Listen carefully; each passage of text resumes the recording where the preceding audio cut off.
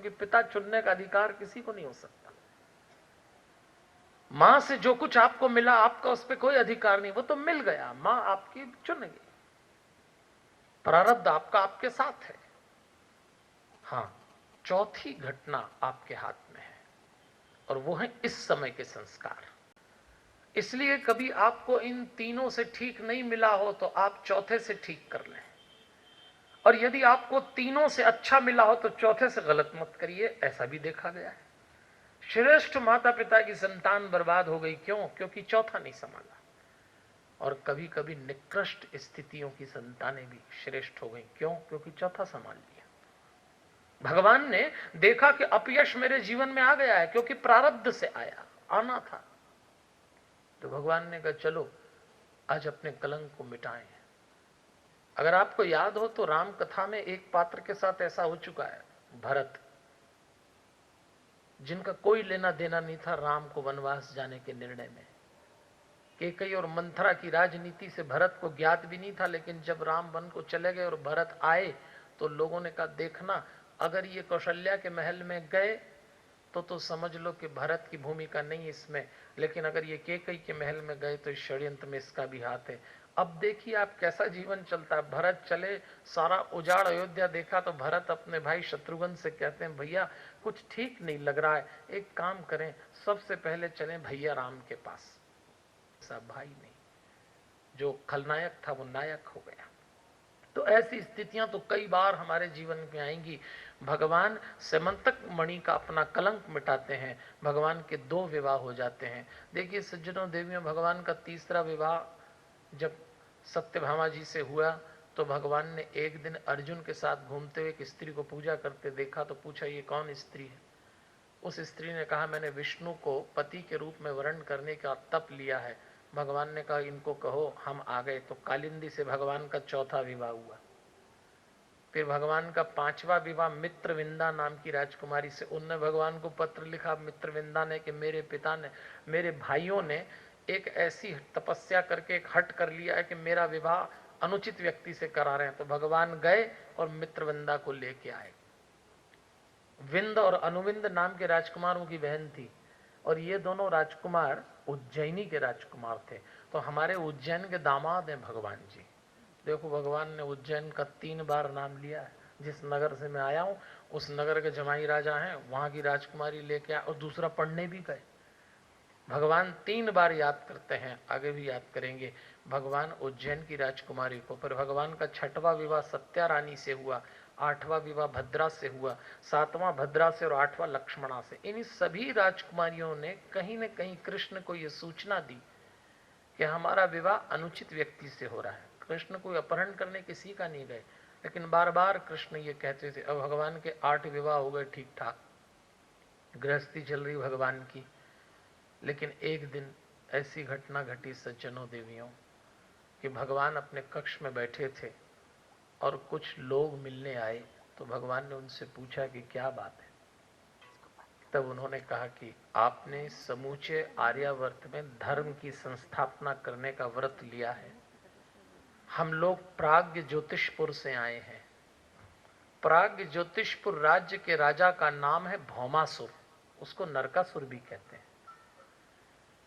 इस व्यक्ति ने अपनी जेल में, अपने कारागृह में संसार भर के राजाओं को पराजित करके उनकी स्त्रियों को उठाया है, और जिस कारागृह में 5000 लोग बंदी नहीं रह सकते उसमें इसने 16,100 स्त्रियों को बंदी बना के रखा है। प्रतिदिन उनका शोषण करता है, उन पर अत्याचार करता है, कोई छुड़ाने वाला नहीं है। हमने सुना है आपने शपथ ली है, हमने सुना है आप दुष्ट राजाओं का उन्मूलन करने निकले हैं। क्या आप जानते हैं नारी जाति पे इतना बड़ा अत्याचार हो रहा है? भगवान कृष्ण ने अपने सेनापति को देखा, सात्यकी को, और कहा ये क्या सूचना है? तुरंत यदुवंश की सेना तैयार की जाए, हम आक्रमण करेंगे। सेनापति सात्यकी भगवान से कहते हैं आज आक्रमण नहीं हो पाएगा, हमारी सेना उतनी बलशाली नहीं है, और सच बात तो यह है कि इस समय बलराम जी द्वारका में नहीं, और उनके बिना युद्ध नहीं लड़ पाएंगे, क्योंकि युद्ध तो योद्धा बलराम ही लड़ सकते थे। कोई सोच भी नहीं सकता था कि कृष्ण युद्ध भी लड़ेंगे, पर कृष्ण ने कहा आज का युद्ध सैन्य बल से नहीं मनोबल से लड़ा जाएगा, सेना तो इसी समय चलेगी। उद्धव सत्यभामा भी साथ में गई। भगवान ने चुनौती दी। प्राग ज्योतिषपुर का राजा बड़ा दुष्ट और लेकिन बलवान था, भौमासुर आया मैदान में। उसने तलवार निकाली, भगवान तलवार से लड़े। उसने गदा निकाली, भगवान गदा से लड़े। उसने मल्ल युद्ध किया, भगवान ने मल्ल युद्ध किया। और देखते ही देखते भगवान ने ऐसा युद्ध किया कि जिसने देखा उसने कहा इतना कोमल व्यक्तित्व, इतना सुंदर व्यक्ति, ऐसा घोर योद्धा हो सकता है, किसी ने कल्पना नहीं की। पर कृष्ण तो जो करते थे जम के करते। उस दिन दांतों तले उंगली दबा ली उद्धव ने कि ये जिसकी उंगलियां लाल लाल हो जाती केवल इस बात से कि उसने बंसी पकड़ ली। इतने सुंदर थे हमारे कृष्ण, इतने कोमल थे।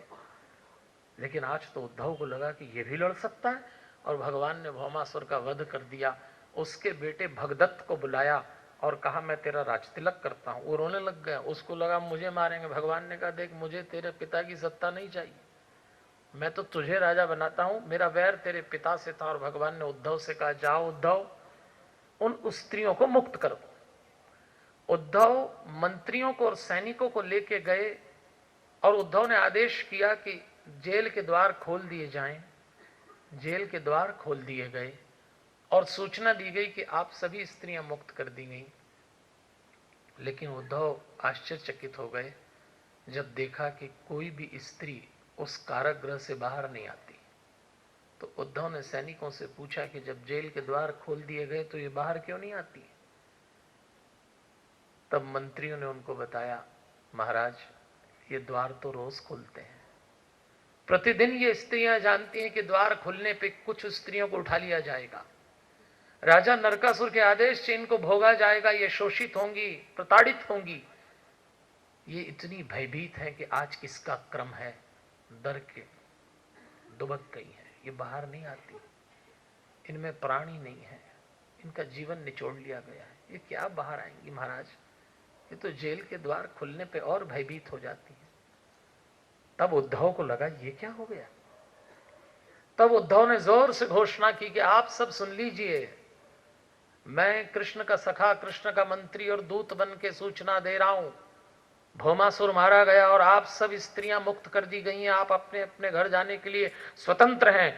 और देखा उद्धव ने कि एक जन सैलाब टूटा है, भेड़ बकरियों की तरह स्त्रियां दौड़ी, जिसको जहां जगह मिली भाग चली। बस उद्धव ने भगवान को नमन किया, आपने नारी जाति पे बड़ा उपकार किया, ये आज मुक्त होकर अपने घर जा रही हैं। उद्धव भगवान को प्रणाम करते हैं, लौट के आके सूचना देते हैं सब स्त्रियां मुक्त कर दी गई। और जब भगवान दूसरे दिन चलने की तैयारी करते हैं तो भगवान को फिर सूचना दी जाती है कि आपसे कुछ स्त्रियां मिलना चाहती हैं। भगवान ने कहा अब क्या है। तब अनेक स्त्रियां आई और कहती हैं हम उन सारी स्त्रियों की प्रतिनिधि बन के आई हैं, जब हम अपने घर गए तो हमारे घर वालों ने हमको स्वीकार नहीं किया, हमसे कहा गया तुम पतिता हो, भोग्या हो, अप्रत हो, तुम किसी के कारागृह में रह के आई हो। हम भी किसी की पत्नी, किसी की माँ, किसी की बेटी, किसी की बहन थी, पर हमारे सारे रिश्ते आज स्वीकार नहीं किए गए। कल तक हम जेल में थी, आज सारी दुनिया हमारे लिए जेल हो गई, कहाँ जाएं हम। सत्यभामा सोचने लगी ये क्या करेंगे, क्या घर घर छोड़ने जाएंगे। उद्धव चकित हो गए, भगवान कृष्ण सुनने लग गए। और ये सच है सज्जनों देवियों, आज भी हमारे देश में पुरुष कई कई दिन बिना बताए चला जाए कोई प्रश्न नहीं करेगा, लेकिन स्त्री कुछ समय बिना बताए कहीं चली जाए और कहीं भले घर की स्त्री को जेल काटना पड़े, सारा समाज उसको नकार देता है। कभी कभी तो लगता है औरत के लिए जमाना कभी नहीं बदला, न तब न अब। भगवान सोचने लगे, एक ऊंचे स्थान पे खड़े हुए कृष्ण और इतनी जोर से घोषणा की उन्होंने कि आप सब देवियों, वसुदेव पुत्र कृष्ण की आज एक बात सुन लो। इस समाज में किसी भी स्त्री के लिए जो सबसे मान्य संबोधन है, किसी भी स्त्री के लिए जो सबसे सम्मानित रिश्ता है, वो किसी की धर्म पत्नी, किसी की भार्या होना है। मैं कृष्ण आज आपको इस समाज में सबसे प्रतिष्ठित मान और सम्मान देता हूं। आज से ये संसार आपको कृष्ण की धर्म पत्नी के रूप में मानेगा। मैं आप सबका वर्ण करता हूं, आप सब सम्मानित हुई, आप सब पधारिए द्वारका। और भगवान ने कहा तैयारी की जाए। तब कृष्ण ने 16,100 स्त्रियों से विवाह की घोषणा की। आज भी कई लोग हमारे भगवान कृष्ण के लिए कहते हैं तुम्हारा कृष्ण कैसा है, रसिया है, इतनी स्त्रियों से विवाह किए। कोई समझ ही नहीं पाएगा इस चरित्र को सज्जनों देवियों।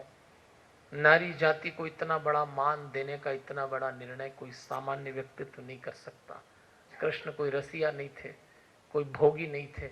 उनका जीवन का एक एक निर्णय समझना पड़ता है। जिस समय स्त्रियां प्रताड़ित हो रही थी, मान और सम्मान उनके लिए केवल एक स्वप्न था, उस समय कृष्ण ने उनको यथार्थ का परिचय दिया। इसलिए ये अवतार बड़ा अद्भुत अवतार है सज्जनों देवी। और इस कृष्ण को जिन इतने सुंदर दिखते, स्त्रियां एक झलक पाने के लिए बेताब थे। कृष्ण को देखने के बाद पुरुष ये भान भूल जाता था कि मैं पुरुष हूं, उसका स्त्रीण चित्त जाग जाता था। इतना सुंदर था, जहां से निकलते लोग उनको निहारते। सारा सौंदर्य उन पे न्यौछावर था। ऐसे कृष्ण का एक भी विवाह शांति से नहीं हुआ। सोचो जोरा, कितना जीवन का विवाह जिसपे सारी दुनिया न्यौछावर। एक भी विवाह, हर एक विवाह में कुछ न कुछ झंझट हुई उनकी, सीधे हुआ ही नहीं।